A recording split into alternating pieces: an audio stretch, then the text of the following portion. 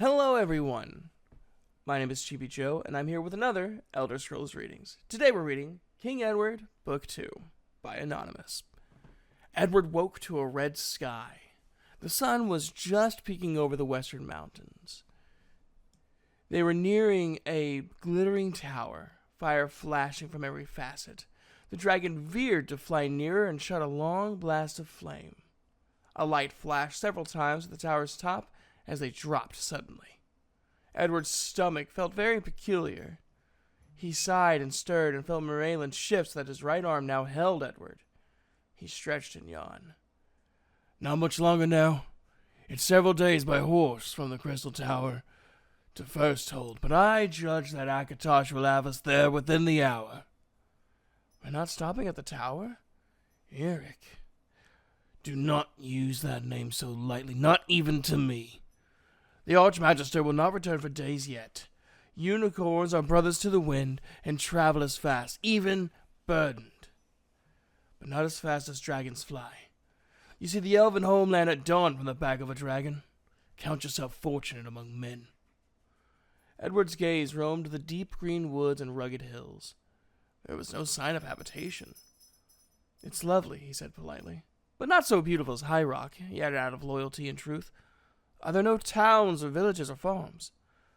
The firstborn live nestled deep in the trees, and they do not tear up the earth and plant anew, but take gladly what Oriel offers, and make return. The green smell of growing things.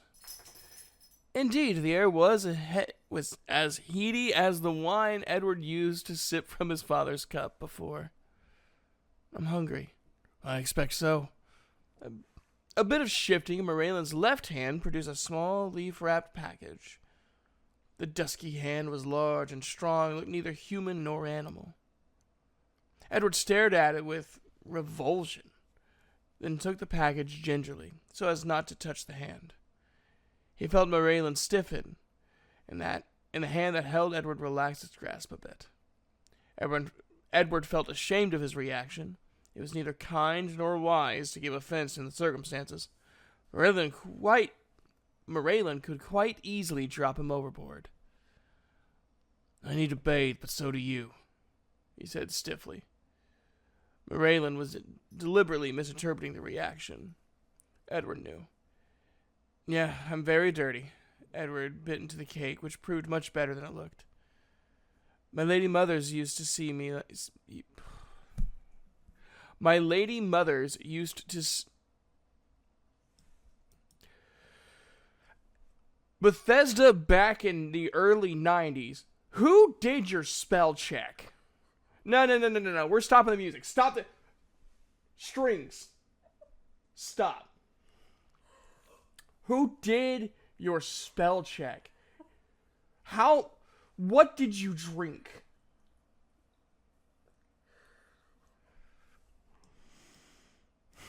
My lady mothers used to seeing me like this. At least she used to be. But perhaps I should bathe first? Drunk ass motherfuckers. I think you will not be offered that choice. At last. The dragon spread his wings, sent out a huge gout of flame soaring skyward, and dropped to the earth in a large clearing. The landing was abrupt and jarring. Elves appeared quite suddenly, and arms reached up to take him and Shag, who woke at last, ran frantically in circles, and then sat panting at Edward's feet. A tall elf with fiery hair like copper greeted them formally. Greetings, my lord king. Your lady wife awaits you. Prince Edward, I welcome you to the land of the firstborn on behalf of all its people. May your stay here prove pleasant and productive. Merlin nodded deferentially. Thank you, my host. My queen has waited long enough. We will go to her now. Merlin's hand on his shoulder steered Edward toward the largest tree he'd ever seen. The trunk was hollow. Steps inside led up. Openings gave out onto more steps. and bridges along and among the mighty branches.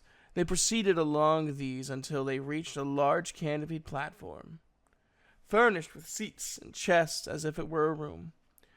A golden-skinned woman smiled at them and waved them in, then left. A tall, slender, pale-skinned, dark-haired human woman paced toward them, her eyes on Edward. Only Edward.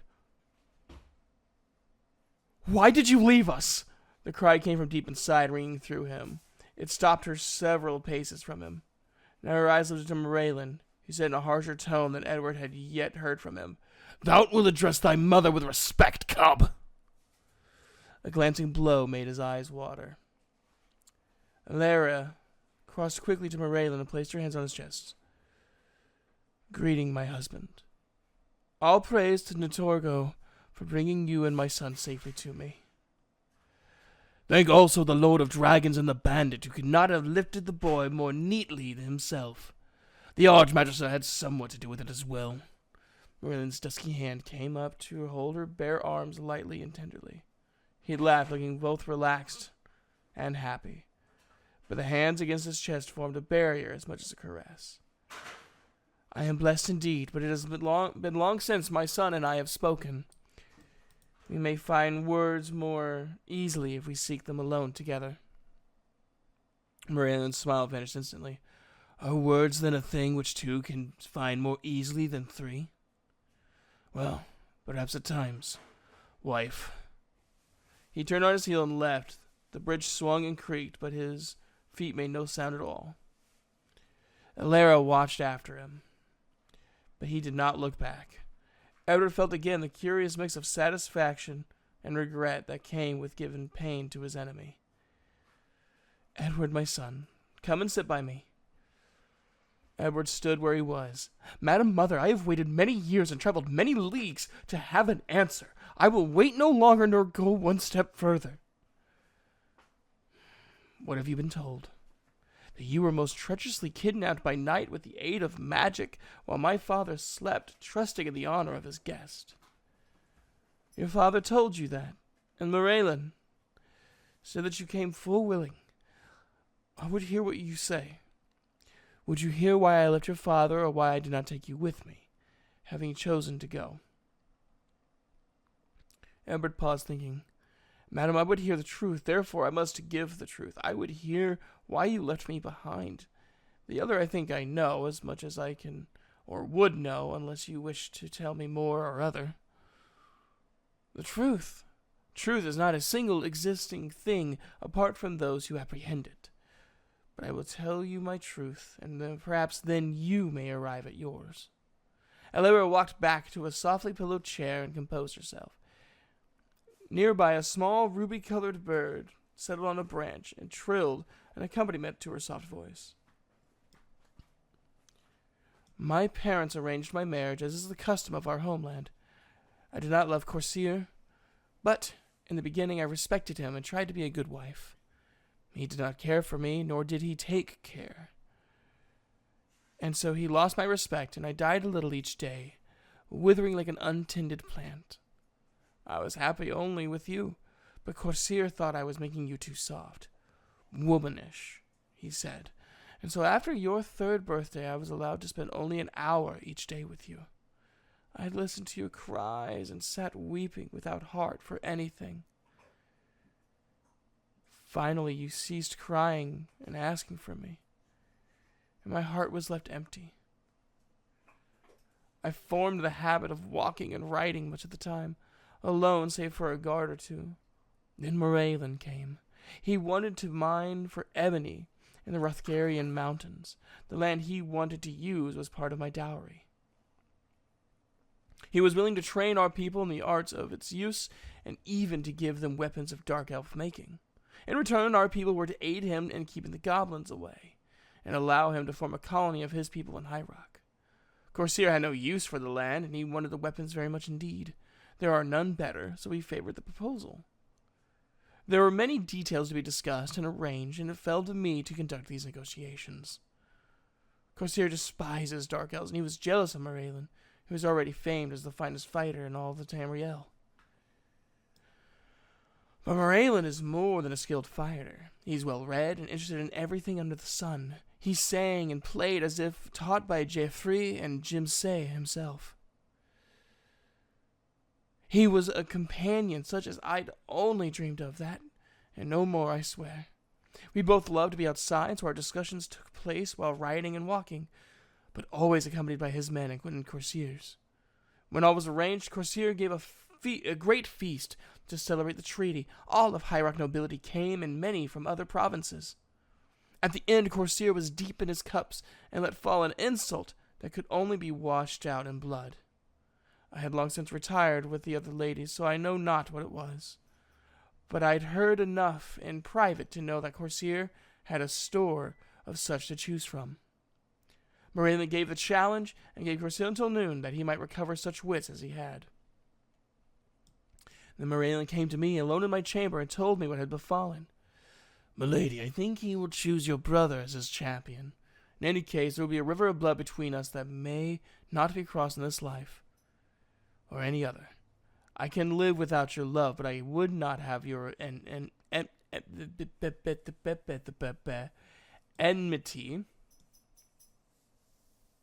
That's a word that I can't say. "Come with me now as wife or honored guest as you choose, and you shall serve as blood price instead of your kith or kin." And there in the moonlight in my terror, with my ladies sleeping about me, I knew I loved him, doubted that I could live without him, and yet I loved you more.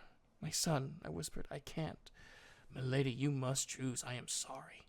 You see, don't you, Edward? If I stayed, it meant my brother's death, his innocent young blood, or your father's, or possibly that of the man I loved, though I counted that most unlikely. Morella's fighting skills alone were supreme, and in an affair of this sort, this is not what you should be saying to your child. This is why I abandoned you. Your stepdad's amazing." Oh, goodness. "And in an affair of this sort, he would be entitled to call on magic aid as well.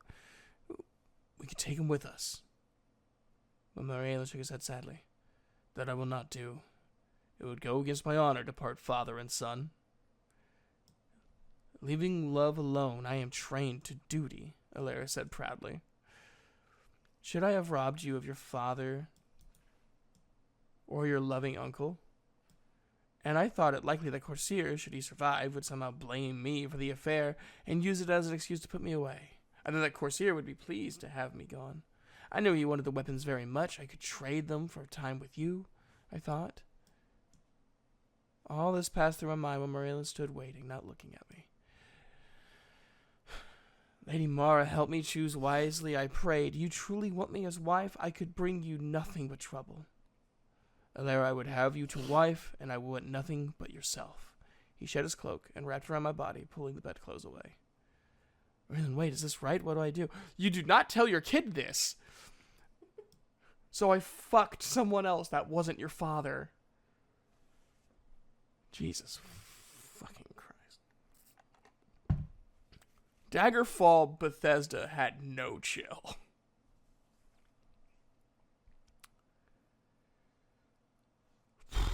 He swung me up in his arms and carried me to his horse. Oh, thank God. "And so I left your father's house, clad only in his cloak,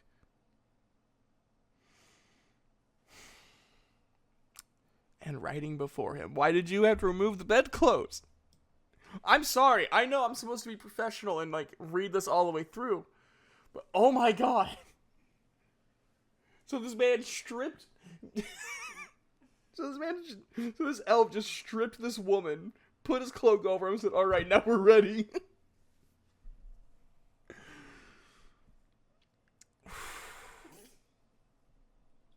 And wild joy mixed with my sorrow, so that I scarce knew how I felt. That is my truth. Edward said quietly, "But he has parted my father and me in the end, with great reluctance, and only because the dragon says that you and your father were in truth already parted in heart. It is only a matter of..."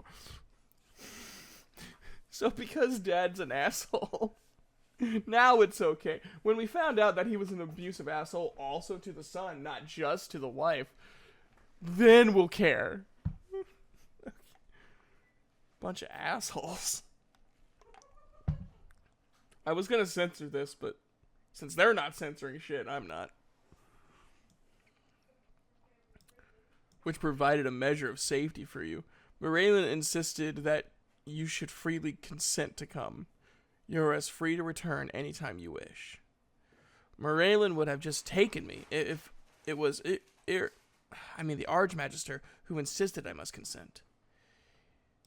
He's not a patient man by nature, and he's anxious to do Corsair no harm. Doubtless he felt the discussion could be carried on as well elsewhere. He called him the king of the small cock and laughed. Why?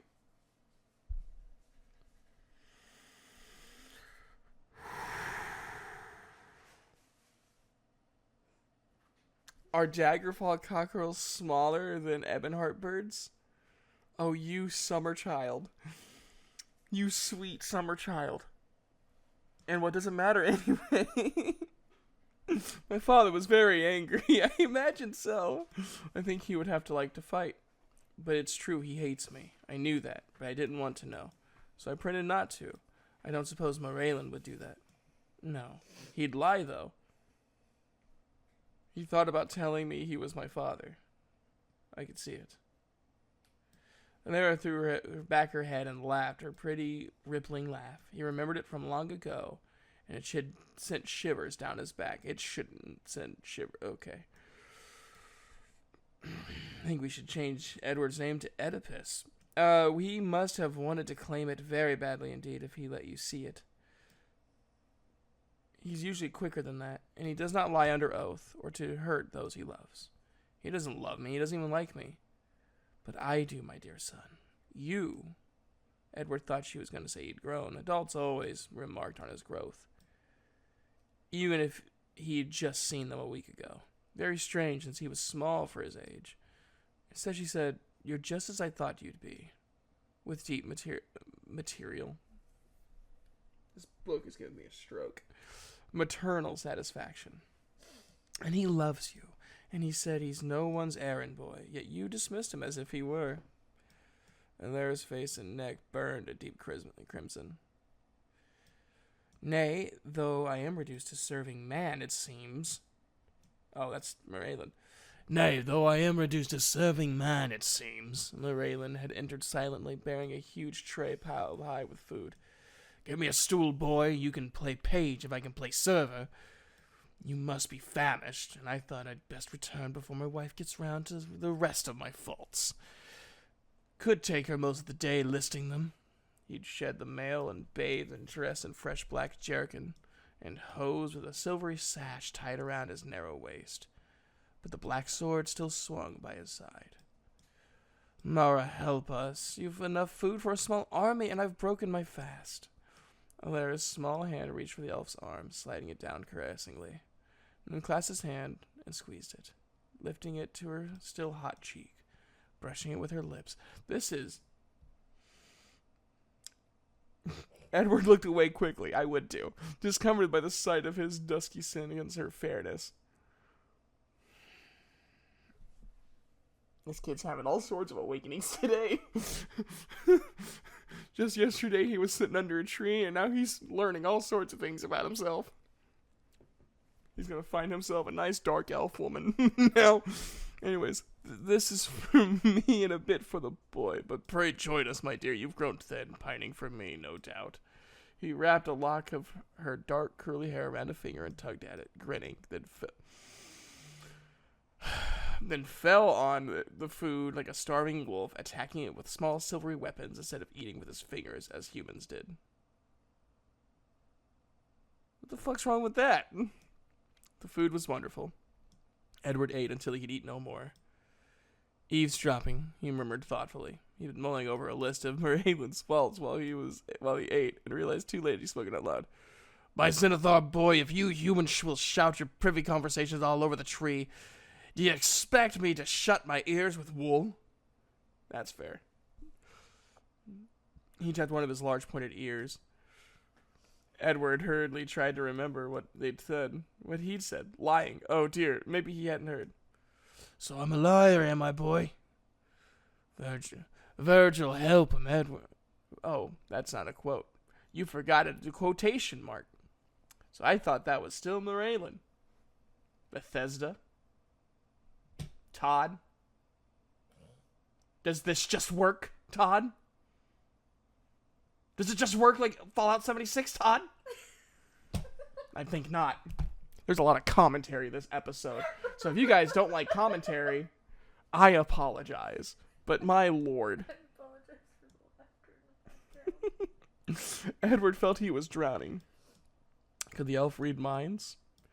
He hoped that wasn't the insult his father had used. I meant that I thought you were thinking about it. You did hesitate. Edward gulped. He was making matters worse. Possibly I was trying to remember. The sardonic tone was back. You don't even like me, Edward burst out. That doesn't seem to have stopped your true father from claiming you. God damn. No chill. I might not even have music this episode. I'm not doing the editing. I'm not in the editing mood today. He's gonna leave it Moraylin? Huh? Gonna leave it completely raw and uncut. What? Completely raw and uncut. Moraylin, don't. Alaire interrupted, but the elf held up his hand to quiet her. I'm not so sure, Edward flashed. Why do you say that? I don't know. Rowan says things, and I'm not at all like him. Everyone remarks on it and then stops talking. What things? Speak, boy! About how fond Mother was of her brother when they were young. Hold up, wait. Let me see. Okay. We're getting into incest territory now, boys. Oh. About how fond Mother was of her brother when they were young. How sad and angry he was when she was carried off, more like a lover, she said, than a brother. She says it very sweetly, but she means something by it. Something too dirty to say. Other times, I don't feel like this is YouTube appropriate. Other times, she talks about how elfin I look, and how quickly after marriage I came. Not as quickly as her first son, though. Bethesda, why do you do this to me? I was being so good. I was being so good, and you ruined me. You broke me. Marina leapt up. By the Avenger, I will go back and wring the vixen's neck, the human. He bit off the insult, but his red eyes flamed rage. His muscles swelled, and his hair stood on end.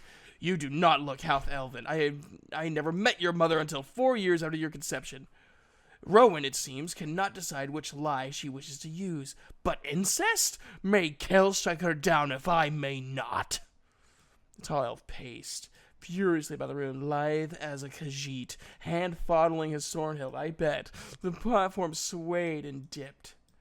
She's ambitious for her sons, at Edward's expense. The question is, how many will believe her? Not enough if she was planning to have him killed instead. Larry's smooth brow wrinkled a bit. I never disliked her, you know, nor she me. She wanted my place, and I was glad enough to let her have it save for Edward.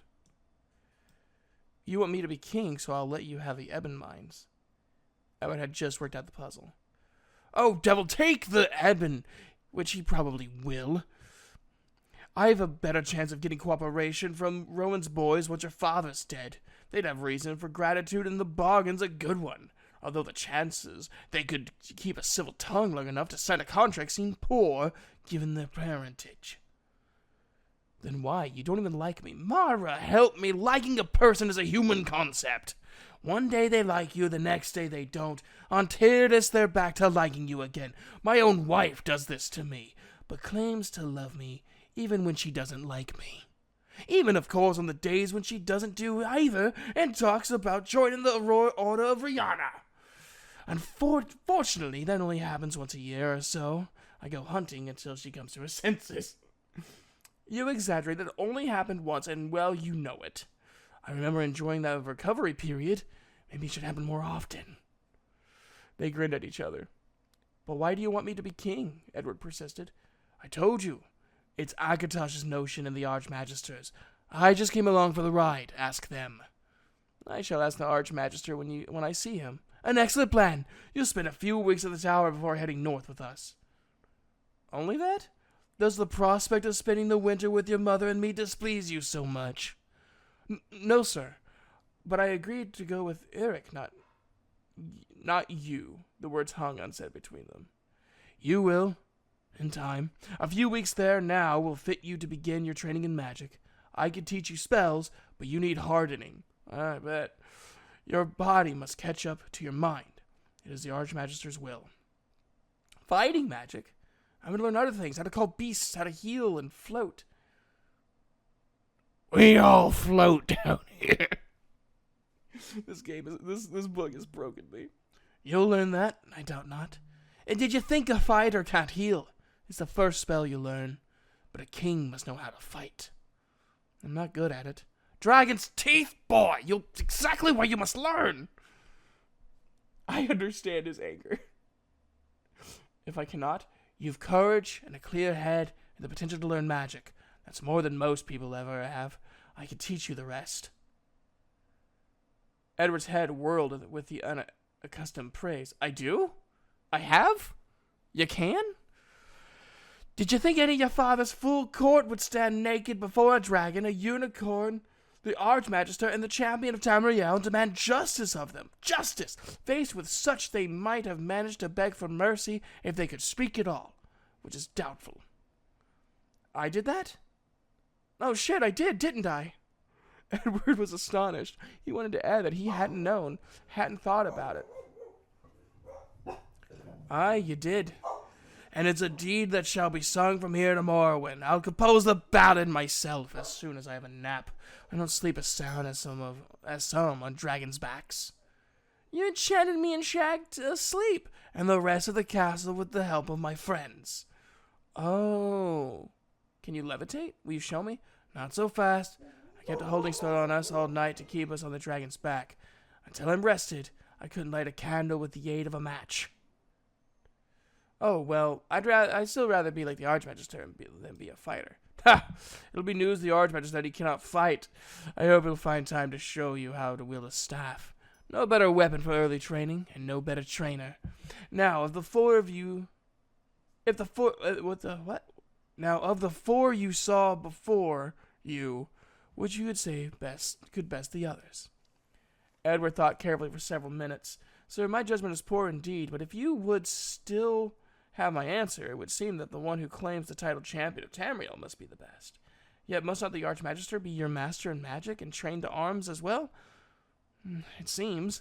So, which should prevail? Could any mortal stand against the dragon's fire and claws and teeth? And I know not of the unicorn, say that it is fleet and has a very sharp horn, and hooves as well. So I would guess the unicorn. It had the mildest manner, and since you asked the question, it seemed the unlikely answer may be correct. Well answered, youngling. The unicorn would win easily in any single close combat. That's not what Oblivion taught me. I murdered tons of unicorns there. No mortal or even dragon can move quickly enough to land a blow, and it cannot be burned or touched by any magic or elemental power. I don't think that's true.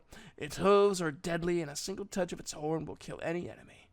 Although the horn itself will burn away, the most powerful can regenerate it within moments. However, of the four, the champion of Tamriel would be the loser against any of the others, although the title is no idle boast. Raylan is not accustomed to being so outclassed. My manners may have suffered in consequence. My Lord King, I am most deeply in your debt. You have done me great honor and service. If ever I can repay you, I will. Forgive my brash words and ill manners. I have dwelt among the rude and the boorish, and it seems I have no father, unless I may call you so. The elf held his hands out for the boy, who placed his own in them. Edward felt that distaste was quite gone, as if by magic. The thought drifted through his mind, and then he released his hands and clasped Morlin around his waist. The elf's hands stroked the dark hair and clasped the thin shoulders.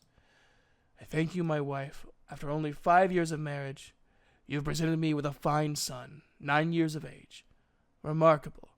In fact, magical. Wait, he was 9 and she was telling him how she banged this dark elf? He was 9?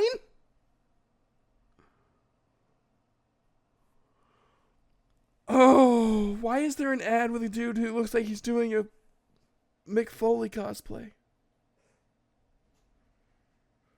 Anyways, that's all, guys. Are you having like an existential crisis in here right now?